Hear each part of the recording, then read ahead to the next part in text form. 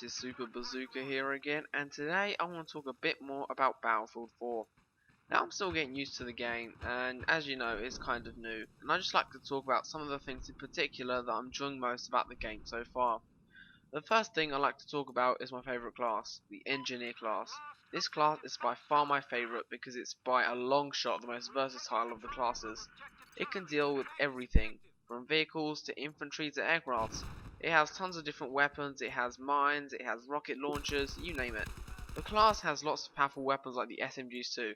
Although they're not very good at ranges, they can tear up infantry up close. They have high recoil and very high fire rates, and are really hard to control, which is kind of a downside to them obviously.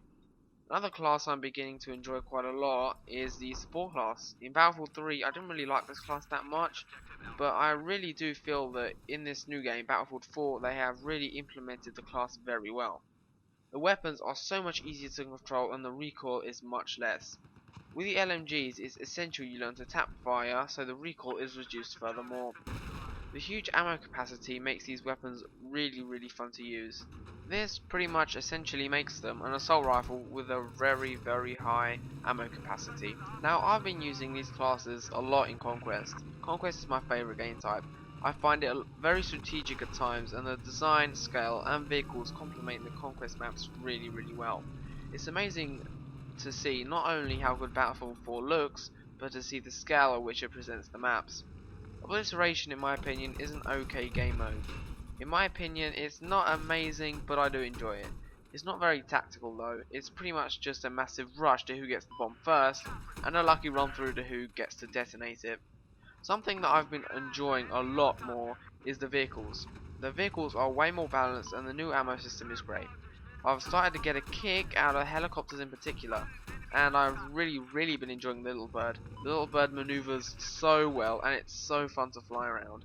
You literally just go around the map destroying everybody. It's really fun. Now a pretty big feature of Battlefield 4 is its levolution. Its levolution was pushed pretty hard by DICE. I'm happy to say that it doesn't disappoint. Although in some maps it can be considered a gimmick, what really impresses me is that they've implemented it on every single map, and on every single map it changes pretty drastically, especially on the maps like Flood Zone, where the entire zone gets flooded.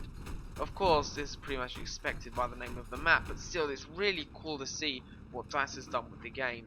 It's really cool also to start using boats mid-match, where at the beginning of the match you were using land vehicles. Something that really impresses me is not only the big aspects of Levolution, but the small aspects of Levolution. Levolution is really important, of course, it can change the map drastically, but Levolution can also change the map in a really small way that only affects a couple of players at a time. For example, you can blow a hole in the wall and then flank your enemy and get rewarded a lot for doing that. This makes you feel really good about yourself, and it's a really cool aspect of the game. The maps are really dynamic and I love how they design them. Now, the majority of the maps in Battlefield 4 are definitely big maps. Now, the only couple of small maps are Operation Locker, maybe a couple of others, but for the most part they're really big. Now, the scale and the diversity of the maps really help the game in my opinion, especially when we're talking about vehicles. Now, in the previous title I didn't really like using vehicles, I usually just like to stick as an infantry unit, but in this game I really like vehicles a lot more. The maps are so much bigger and there are so many routes where you can take your vehicle. Now this little system adds a little new dynamic to the game. Now in the previous title you could pretty much spam all the weapons on your vehicles, but in this one you definitely can't. The reload takes a long time to apply, and in that time you have to think, do I waste all of my ammunition on this infantry, or do I waste it or preserve it for when I really need it against other vehicles? It adds a new layer to the gameplay and I really like that. When fighting against vehicles, you also want to maneuver more during the combat. If your enemy misses a shot, it'll have to recharge its entire ammunition just to shoot you again, so you have a pretty big advantage, so remember that. Always try to maneuver a lot when you're in a vehicle. Now, I've had a chance to try more weapons than I did in my previous video, and I think I can safely say that the recoil, although it is diminished in some of the weapons that you get to use, in some weapons, the high rate of fire weapons, for example the ACWR, the recoil is a lot higher. Now I'm pretty happy about this because I didn't really like it when the recoil was that low. Now until this point I've talked a lot about the classes in Battlefield 4, how I feel about them, what I think their best strengths are, what I think their best weaknesses are, and I'm not really sure if I can talk about the class balance in particular yet, because the game just came out and I'm not really sure I have enough time and experience with the game to actually judge a class if it's better or worse than another class. Although I will say without a doubt that the class balance is a lot better than it was in Battlefield 3. In Battlefield 3 the class balance was pretty bad in my opinion, but hey, I'll talk about that in my first impressions video. Now Battlefield 4 in my opinion will end up to be a cracking game. In fact, I'm enjoying it a lot. Of course there are still a lot of bugs with the game that I really don't like, but hey, all games at launch have a lot of bugs. Now then guys, I really hope you enjoyed this video. I just wanted to give you a couple more thoughts that I had on the Battlefield 4 launch, and yeah, it's a really good launch so far.